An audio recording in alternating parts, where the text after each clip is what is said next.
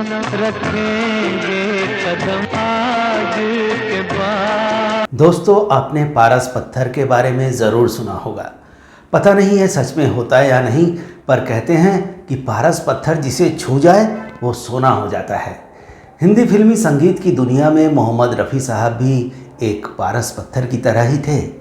किसी गीतकार के गीतों को छू जाए या किसी संगीतकार के संगीत को छू जाए तो वो सोना हो जाता था। पारस पत्थर की कहानी भले ही काल्पनिक हो, लेकिन रफ़ी साहब के आवाज़ का पारस पत्थर एकदम हकीकत है। तेरे मिलने को न आएंगे सनम आज के बाद। दरअसल आज हम आपको इसी गाने की कहानी सुनाने जा रहे हैं।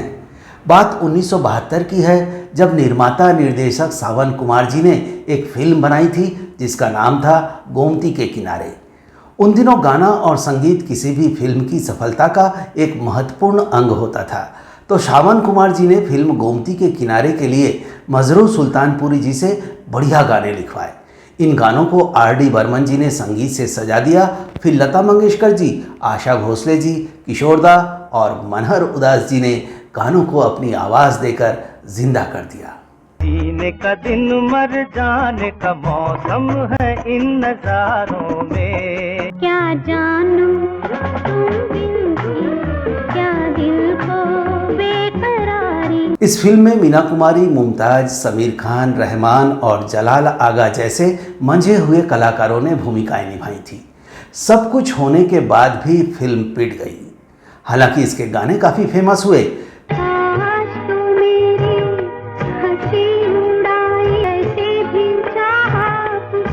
असल में हमने आपको फिल्म गोमती के किनारे की ये छोटी सी कहानी इसलिए सुनाई क्योंकि इस फिल्म के फ्लॉप हो जाने के बाद निर्माता निर्देशक सावन कुमार पैसों की दिक्कत में आ गए।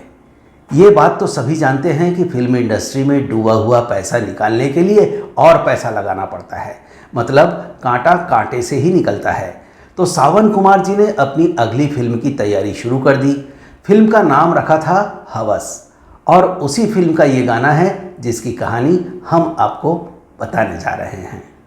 मेरा मिलना समझ लेना एक सपना था। सावन कुमार चाहते थे कि फिल्म गोमती के किनारे की तरह ही मजरू सुल्तानपुरी जी फिल्म हवस के गाने भी लिखें। तो इस सिलसिले में उनसे बात करने के लिए सावन कुमार जी मजरू सुल्तानपुरी जी के घर पहुंच गए और उन्हें अपनी नई फिल्म हवस के बारे में बताया और फिल्म के लिए गाने लिखने के लिए कहा। सब कुछ सुनने के बाद मजरू सुल्तानपुरी जी ने अपनी फीस के तौर पर कुछ ज़्यादा ही पैसे मांग लिए। तो सावन कुमार जी ने कहा, साहब थोड़े पैसे कम कर लीजिए, मैं इतने पैसे नहीं दे पाऊंगा क्योंकि आपको तो पता है कि मेरी पिछली फिल्म फ्लॉप हो चुकी है और अभी थोड़े पैसों की प्रॉब्लम है और मुझे आपसे सिर्फ 2 ही गाने चाहिए, तो आप गाने लिख दीजिए। तो मजरू साहब बोले, मियाँ गाने 2 हो या 9 हो, पैसे तो हम इतने ही लेंगे, पैसे कम नहीं होंगे। और मजरू सुल्तानपुरी जी ने कम पैसों में गाने लिखने से मना कर दिया। और यही वो सिचुएशन थी जहां से इस गाने की बुनियाद पड़ रही थी। तुझको अब मिल ही गया जो तेरा अपना था। मजरू सुल्तानपुरी जी अपनी जिद पर अड़े रहे। सावन कुमार जी निराश भी हो रहे थे और उन्हें गुस्सा भी आ रहा था। बात नहीं बनी तो वो वहाँ से भिनभिनाते हुए निकले और जब वो सीढ़ियाँ उतर रहे थे तो उनके मन में ख्याल आया कि अब इन सीढ़ियों पर कभी कदम नहीं रखूँगा, इन गलियों में कभी नहीं आऊँगा। वो ऐसा सोचते हुए आगे बढ़ ही रहे थे कि उन्हें लगा कि ये तो गाने के बोल बन सकते हैं। तो उन्होंने दिमाग पर थोड़ा और जोर डाला और गाने का मुखड़ा मानो तैरते हुए उनके सामने आ गया। वो मुखड़ा यही था, तेरी गलियों में न रखेंगे कदम आज के बाद। इसी मुखड़े की उधेड़बुन करते हुए वो कब घर पहुंच गए उन्हें पता भी नहीं चला। घर पहुंचते ही वो सीधे अपनी राइटिंग टेबल पर कागज कलम लेकर बैठ गए और आगे की कड़ियां जोड़ने लगे। थोड़ी मशक्कत तो करनी पड़ी पर कमाल हो गया। उन्होंने जो लिखा था वो लाजवाब था। तेरा मिलना समझ लेना एक सपना था। सावन कुमार जी ने ये पहला गाना लिखा था तो उन्होंने उसे कई बार पढ़ा और एक एक लफ्ज़ पर, एक एक लाइन पर कई बार विचार किया। जब उन्हें तसल्ली हो गई और लगा कि हाँ सब एकदम ठीक है, तो उन्होंने सोचा कि क्यों ना इसे किसी संगीतकार को दिखाया जाए, स्केल वगैरह ठीक है या नहीं चेक कराया जाए। उनके हिसाब से तो गाना एकदम तैयार था। मुझको अब मिल ही गया जो तेरा अपना था। अगले दिन उन्होंने आर.डी. बर्मन जी से बात की तो पता चला कि वो तो बहुत बिजी चल रहे हैं। तो सावन कुमार जी अपना गाना लेकर म्यूजिक डायरेक्टर उषा खन्ना जी के पास पहुंच गए। उन्होंने उषा जी को अपना लिखा गाना दिखाया। उषा खन्ना जी को गीत के बोल बहुत पसंद आए और उन्होंने वहीं पर गुनगुनाते हुए इस गाने की ट्यून भी बना डाली।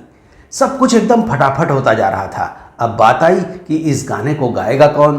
तो उषा खन्ना जी को लगा इसमें तो रफ़ी साहब की आवाज़ से ही जान आएगी। रफ़ी साहब ने हज से लौटकर गाना गाना छोड़ दिया था और यही वो दौर था जबकि नौशाद जी की झिड़की खाने के बाद उन्होंने फिर से गाना शुरू किया था। तो उषा जी ने रफ़ी साहब से संपर्क किया और वो तुरंत राज़ी हो गए।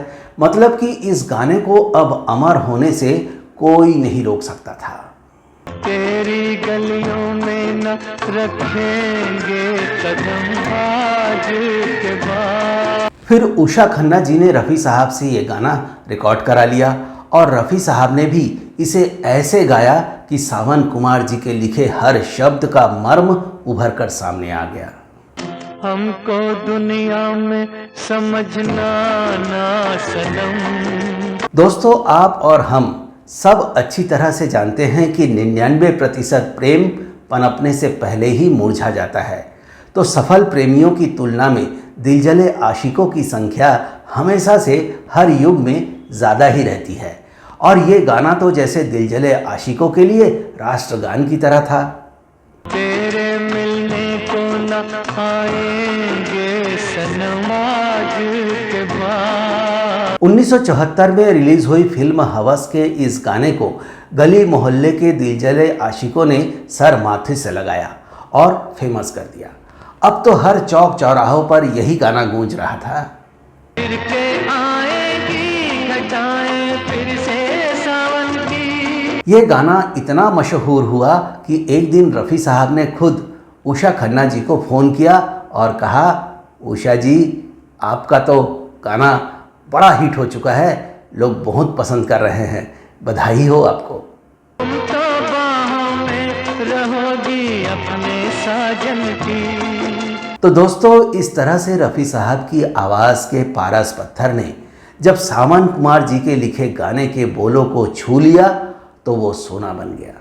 निर्माता निर्देशक सावन कुमार रफ़ी साहब की आवाज़ की बदौलत सफल गीतकार भी बन चुके थे। उनका लिखा पहला ही गाना शोहरत की बुलंदियों पर पहुंच गया और हमेशा हमेशा के लिए अमर हो गया।